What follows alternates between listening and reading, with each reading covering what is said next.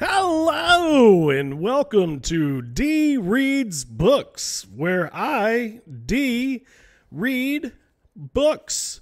Books that are good for your brain. That's right, we're back again, and we are same-shirted to go ahead and talk about a series of books that I've recently read in the past 12 days. I have a tendency of doing that, reading a lot of the same thing really fast, just because I like it. If you don't like it, goodbye! Now, I don't have the first book in this series. As you can see, I have books 2, 3, and 4. Book 5 is missing. Book 1 is missing. So for all intents and purposes, you can consider this copy of the Hagakure as the very first book in the Johannes Cabal series, titled Johannes Cabal, the Necromancer. I'll hold the book up again and superimpose the image of the book over top of it so that you get to see it. Because really, having the physical book doesn't fucking matter for a review because it's just a JPEG to you. Anyhoodle, this is the tale of a pale, tall, blonde necromancer named Johannes Cabal of some little infamy. It is a very fun tale of an anti-hero who turns himself into the hero and finds himself saving the world on more than one occasion just by simply wanting to keep people alive. That's right, Johannes' whole goal is simply to fight death by eliminating it altogether. Why that's important? Well, it drives an entire series of 5 books. That's right, Johannes Cabal the Necromancer is book number 1. It's a very fun read. It's very short. I was able to read it in about a day. It is a very difficult read if you have a small vocabulary, but if you read the ebook, you can simply highlight the word and educate yourself and improve your brain size. Having a robust lexicon of vocabulary to utilize on a regular basis is highly important, and Johannes Cabal will let you know that very quickly. The author of the novel is Jonathan L. Howard. He is the creator of the series. He came up with the brainchild of Johannes Cabal, his brother Horst, and in this particular case of the first story, a crazy demon carnival. We all love going to the carnival, don't we? Rides that are very suspect and could break down at any moment, overpriced funnel cakes, and of course, the ability to entertain and scare children. In this particular endeavor, our anti-hero is on his way into hell to make a bargain with Satan himself that in order to save his own soul, which, coincidentally enough, was required to be given up in order to become a necromancer, he wants it back. So his bargain is to trade 100 souls for his one. Quite the thrill ride. Just like any house of horrors. Horror? Horrors? Horoscopes? I don't know and I don't care. The book was fun. It was extremely fun. In my terms of criteria, you will find it thusly.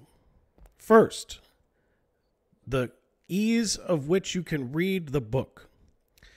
It is a moderately difficult book, only in the fact that there is a larger than average vocabulary being used, many words that you will not find in other books, many of them real, they are real words, but not often found in a lot of the literature that you might be reading today.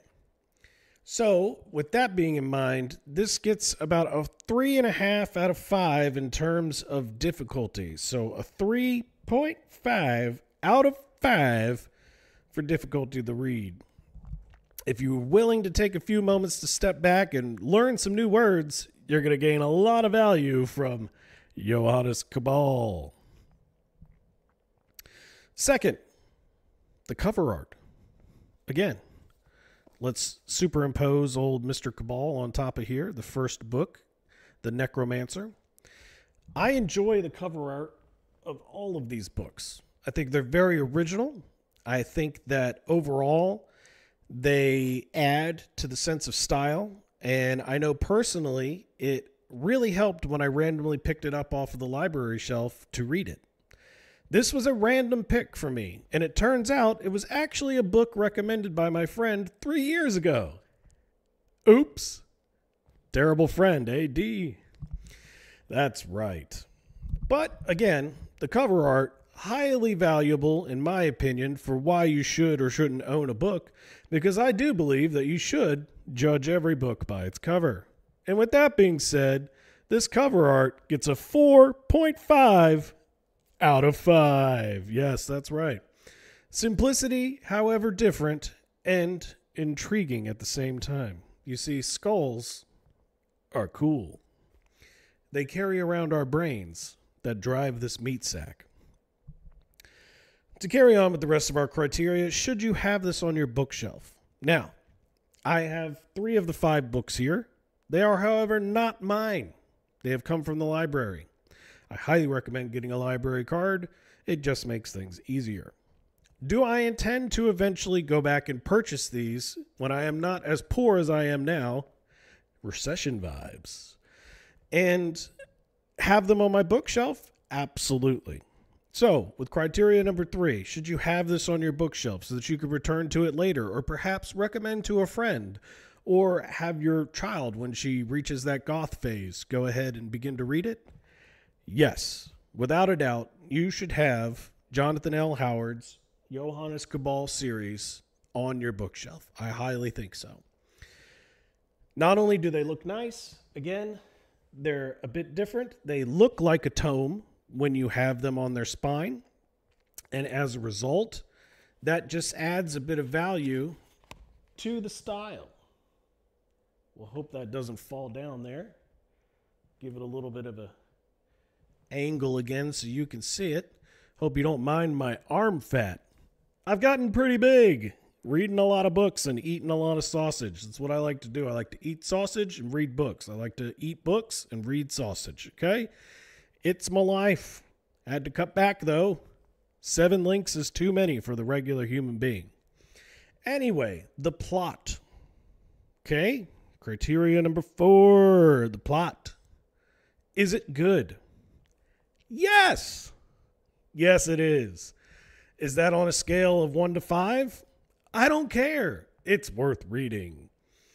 It's just fun from beginning to end. It's very wittily written. It is enjoyable. And in terms of finding out whether or not you can beat Satan, it's worth it. There's some characters that you'll meet along the way in the future books as a result of completing the first book.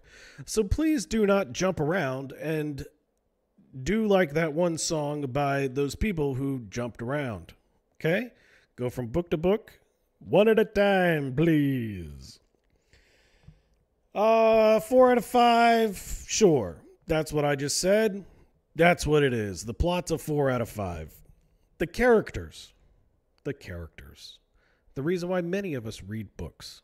The character. Is the character worth charactering? Are there characteristics, things that you can relate to? Probably not. That's why you're reading a book. Again, 4 out of 5 are the characters. Okay? You get characters that come back. You get to talk to Satan. You get to talk to Satan's ragtag little general. That's a fun one as well. Mr. Ragtag Slyboots. Once you meet him, you're having fun. You get to learn about some small demons who love bureaucracy. And don't we all love red tape and bureaucracy? They sure do in hell, I'll tell you that much. Is this anything like Has-Been Hotel? No. Don't ever ask that question again. Anyhoodle, should you read Johannes Cabal, the Necromancer? The answer is yes! If you have any interest in this type of story at all, you should. Satan, necromancers, vampiric brothers. There's a lot of things to take in hand when you enjoy the story of Johannes Cabal. And again, just because of how it's written, it's extremely well written, and I think that anybody would enjoy it. So, without further ado, let's tally up the scores, shall we? I think we said something about 3.5 in terms of readability. That's a fair score. I think we said 4.5 on something else. We said a 4 on something. We'll give a 4 on another. And for the characters, we'll say 4 as well. So overall, we're going to give this book a 4 out of 5. That's right. Because it's convenient. And I think, like I said, you can pick this book up and you can read it in about a day as long as you have the attention span to be able to do so. If you don't, well then, start reading books because that's going to help your attention span. So again, we're going to hold up our copy of the Hagakure here and we're going to impose the picture of Johannes Cabal, the Necromancer, over top of it so that you can take a look at what that cover art looks like. Because again, the cover art is important. And with that, bid you adieu.